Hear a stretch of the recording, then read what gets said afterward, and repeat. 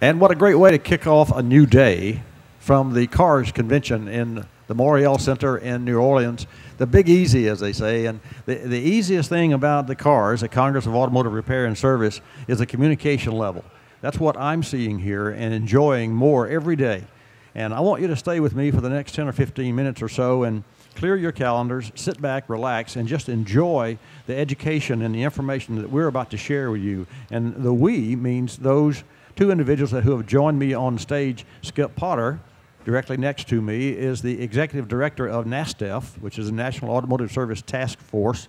And we'll tell you an overview of that organization as we go along. Very instrumental in the communications between the OEMs, which is the car makers of the world, and the technicians. That's the individuals that keep those technicians and keep those cars rolling. And speaking of keeping cars rolling, Ron Pyle, the president of Automotive Service Association, which is the big cheese in this case, the head of the organization that puts cars on, and NACE and ASRW, Automotive Service and Repair Week. So to my immediate right, Skip Potter, welcome to Bobby Likis Car Clinic. Great to be here. Thank you for inviting me. And to your right, Ron Pyle, welcome back to the stage, to the Car Clinic stage. Thank you very much. Let's get an overview of ASA and Cars and the week as it stands. Thank you, Bobby. We've had a really good opening, as evidenced by what you saw here yesterday. But last night I was really encouraged because we had our traditional welcome party at the end of the first day. And the turnout was tremendous, and everybody was just really upbeat. In these economic times, that's a real good sign. So, and we have to thank CCC, the sponsor of our welcoming party. They have done this for years, and they were really excited about the opportunity to do it again, and so they've already made a commitment for next year. So we're really excited about having that kind of partnership with one of the industry leaders. The good news, I think, for today is that we're going to continue having a lot of traffic on the floor, and we're going to see some new content in the educational forums. And I think we're launching today our 22.0 virtual 20 group concept for those shop owners who really want to take a step up, learning how to manage their business better, really learning how to do the job at the top. Bobby, you know from your experience that a lot of folks get into this business in a backwards fashion. They know how to fix cars, but they don't necessarily know how to run a business. Agreed. And we really are trying to advance the professionalism of the industry by giving them the kind of education that they need to really run the business better. They're already competent at fixing cars, but we're going to teach them how to be better at running the business. So obviously, one of the things that we're excited about today is we have moved the NASTF general session for tomorrow. So today we'll have a press conference. Skip will lead that press conference and talk about what's happened at NASTF over the past year. And we're really excited because he's new. And I've known Skip for a long time. I'm not even going to tell anybody how long and how we first met, because I'm not going to embarrass either one of us. But the good news is that Skip is the he's the first official paid staff member of NASTF. Everything we've done so far has been done by volunteers. And it's great that we've got to the point where we really need that kind of structure and that kind of leadership. So bringing him on board is a great step in the right direction. Well, from the 30,000-foot level, that's great information. And from a level of the stage, Skip, from your point of view and having that responsibility, but also having that opportunity, share with us a little bit about your background, the things that you will share, and if you would, give us an overview of NASTF, what it does, what its core mission is. Yeah, well, first, Bobby, let me talk about NASTF, because that's the most critical component here. I think for your listeners and your viewers, the fact that they need to know is that the OEM car companies, they want their cars fixed. They want them fixed right the first time, and they don't necessarily care who's fixing them. So they want professional technicians, whether they're at their own franchise car dealer networks, at somebody else's franchise car dealer network, or at an independent, to have the best information available. And at the same time, you've got these service facilities that they want to take care of their customers, that they've been, nurturing locally, and they want to take care of their customers. With today's technology on vehicles, there's so much information really that is vehicle specific. So you've got to in many cases, go back to the OEMs to get a piece of software or code or something to be able to work on some of these vehicles today. So I think NASTF came along, 12 years ago, and in recognition that this was going to become a huge issue for the industry to deal with. So, like Ron said, you put the OEMs together with these technicians who need to get their hands on this this data or codes or whatever it might be, and NASTF stepped up and created the systems that make that possible. So literally what you're doing then is putting the technician, whether that technician be in a new car dealership or the automotive aftermarket service, together with the OEMs so that the technician has the information, or at least has the information available online or in real time to repair or service a brand new automobile. From my standpoint, having been in the business for 41 years, information rules.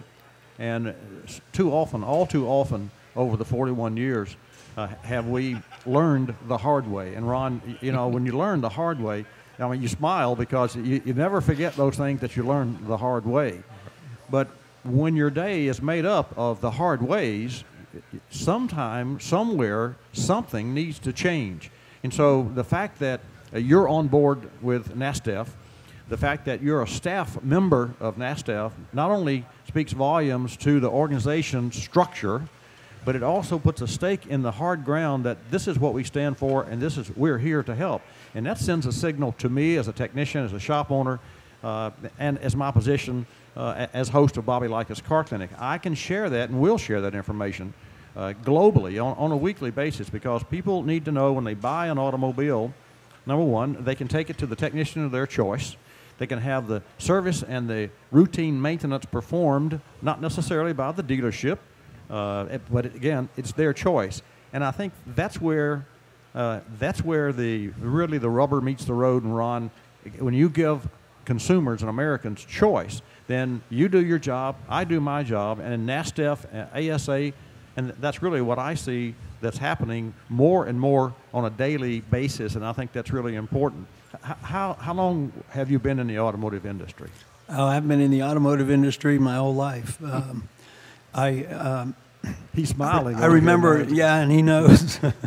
I was at an interview one time, maybe 25, 30 years ago, and I handed my resume over to the person who was interviewing me. He didn't hire me, by the way, but he looked at the resume, he looked down the resume, he said, "This is the most eclectic resume I'd ever seen."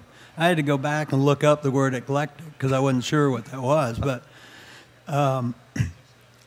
it has been, and I've had a very exciting career. I've got family that was in the body shop business, and wrote estimates in the old when you just used the manuals, Chilton manuals, and pump gas. And in high school, I had 3 jobs at one time: driving a parts truck, delivered tires, and pumped gas and delivered auto parts. So, and those were the primary qualifications we were looking for. Those were. Yeah. Yeah. Well, no, and I think kind of more to the point. I've talked to Ron and several people since, because the board of NASTF really spent a lot of time looking for the person that they wanted to run their organization, or to work for the board to run the organization. And I know some of the people that they were interviewing, and they were very well qualified. And some of the board members have told me that they were looking for someone, I think, who